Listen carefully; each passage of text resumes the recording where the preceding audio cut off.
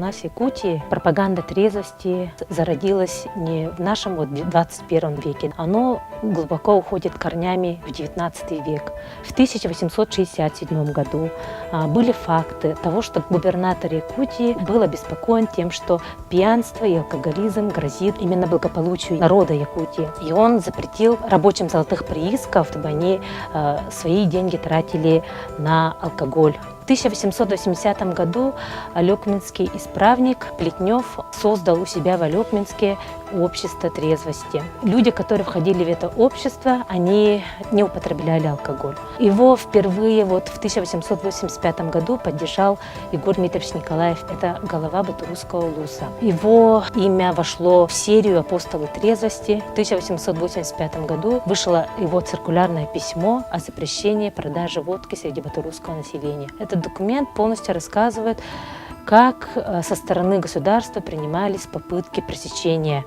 чрезмерного употребления алкоголя. Егор Дмитриевич Николаев сначала заручился поддержкой на сходке с главами наследов, и потом они вели системную борьбу против пьянства. Дальше это было продолжено его последователями, такими известными личностями, как Никифоров. Далее в 1904 году было поддержано Алексеем Алексеевичем Кулаковским, было создано общество трезвости. В Республике Саха-Якутия за последние годы активистами, общественниками трезвеннического движения и представителями власти была проделана большая работа по продвижению идеи трезвости как нормы жизни. Благодаря принятым мерам у нас в республике создано 54 опорных пункта здорового и трезвого образа жизни. В 39 из них вообще существует запрет на продажу алкогольной продукции, а в 8 населенных пунктах отсутствует полностью точки по торговле алкогольной продукцией. Благодаря инициативе общественников наших главой республики утвержден указ о проведении Дня трезвости в Республике Саха-Якутия, который проходит у нас каждую вторую пятницу сентября. Создан Координационный совет по вопросам трезвого и здорового образа жизни. Помимо этого у нас создаются благоприятные условия для деятельности наших некоммерческих организаций. Только за 2014 год поддержка организаций, которые работают по пропаганде здорового и трезвого образа жизни, борьбой с наркоманией, реабилитацией наркозависимых людей, из бюджета республики было выплачено грантов на сумму более 2 миллионов рублей. Надо сказать о том, что работая с общественными организациями, мы уделяем очень большое внимание. Они у нас очень активные. Они инициируют очень многие вещи, которые потом выражаются в виде указов и постановлений правительства. В начале лета произошли серьезные изменения по антиалкогольной политике нашей республики. Указом президента создан департамент по регулированию алкогольного рынка. Далее Ильтюмен Республики Саха-Якутия, законодательный орган, принял закон о запрете продажи алкогольной продукции в многоквартирных домах. Кроме того, запрет на продажу алкоголя после 20 часов. И вот эти изменения вступили в силу с 1 августа. Указом главы республики с 1 сентября во все школы Республики Саха-Якутия вводятся уроки культуры здоровья, рассчитывая на то, что подрастающее поколение должно расти в духе неприятия вот этого легального наркотика, как алкоголь. Запрет алкогольной продукции уже начинает давать первые плоды.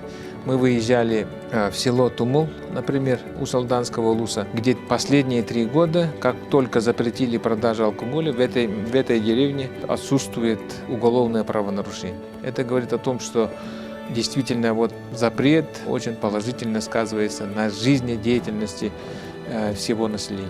Наш департамент занимается субсидированием некоммерческих организаций нашей республики.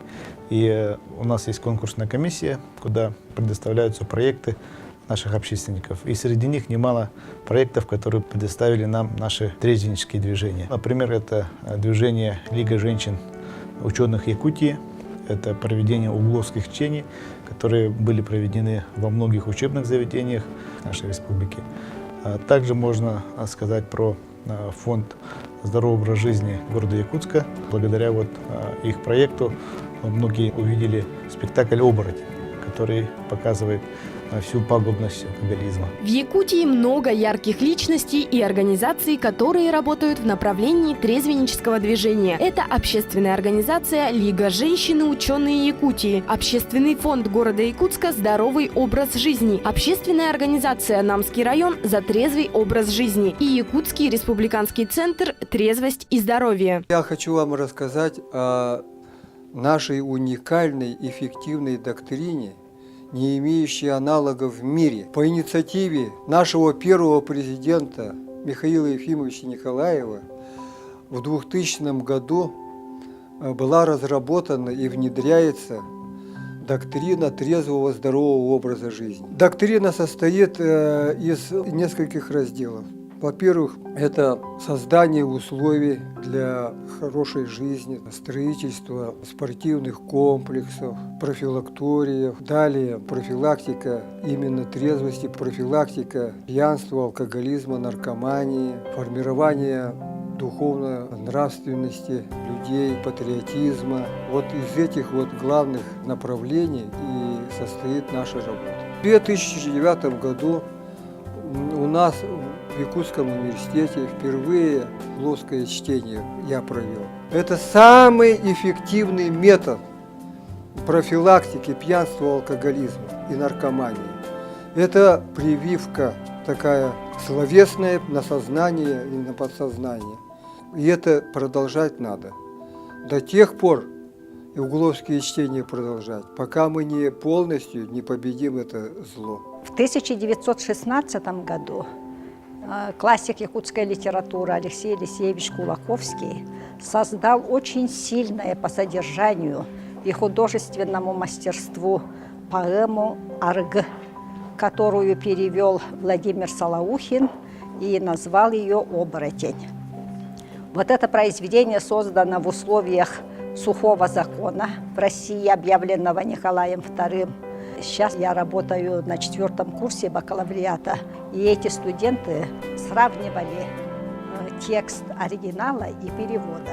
В поэме в основном 4 концепции. Первая концепция, что трезвость – это достояние наших предков, которое мы должны сохранить. Вторая концепция, он развенчивает мифы о алкоголе. 3 глава, основная, он там показывает очень глубоко вред алкоголя. 4-я концепция, он показывает, что уже на заре 20-го столетия алкоголь распространился по всей огромной территории Якутии и стал товаром для наживы. Поэма, созданная Кулаковским 100 лет назад, это предупреждение своих сородичей в том, что АРГ, то есть алкоголь, это яд, это наркотик. Проектов у нас очень много, которые мы осуществляем. То, что мы сейчас видим в республике, специализированные магазины, для того, чтобы помочь продвинуть это решение.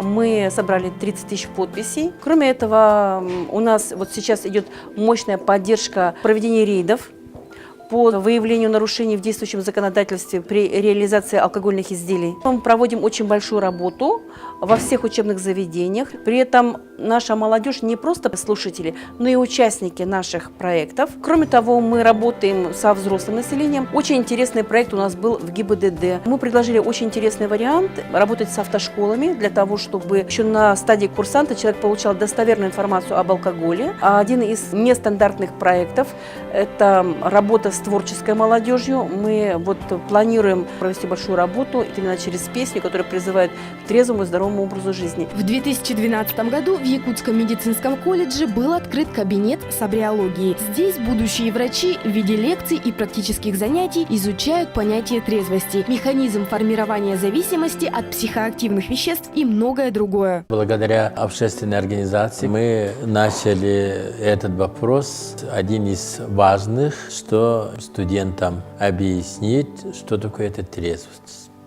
и как его мотивировать молодому поколению и как его закрепить. Потому что все борьбой занимаются, а не зная, чем бороться, человек это, если не понимает, и результаты будут нулевые. Мы впервые ввели предмет собриологии. Здесь нашли часы, и они занимаются. Мы еще дальше пошли. У нас через каждые 5 лет все медицинские работники Республики Саха-Якутия проходят повышение квалификации.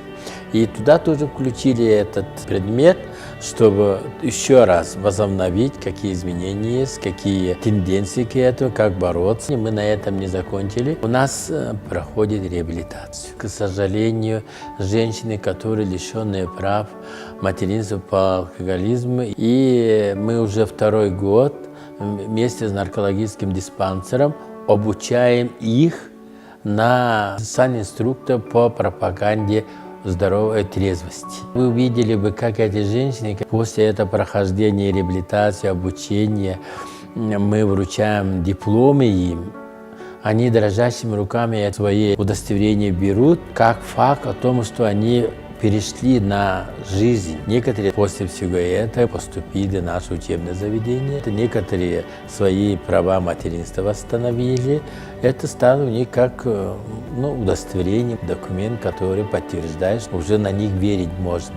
Все данные меры и мероприятия проходят в рамках текущего законодательства и во исполнение концепции реализации государственной политики по снижению масштабов злоупотребления алкогольной продукции и профилактики алкоголизма среди населения Российской Федерации на период до 2020 года, концепции семейной и демографической политики в Республике Саха-Якутия на период до 2025 года. Имеющиеся ограничения далеко недостаточные, и в интересах нравственности и здоровья населения в Якутии будут приниматься дальнейшие меры, в том числе и по инициативе общественности, и, скорее всего, вплоть до полного запрета продажи алкоголя на всей территории республики. Только совместными усилиями, сочетая административные меры органов власти и волю всего общества, мы сможем создать атмосферу нетерпимости по отношению к пьянству, привить нашей молодежи привычку к здоровому образу жизни, защищать наше будущее от разрушающего действия алкоголя.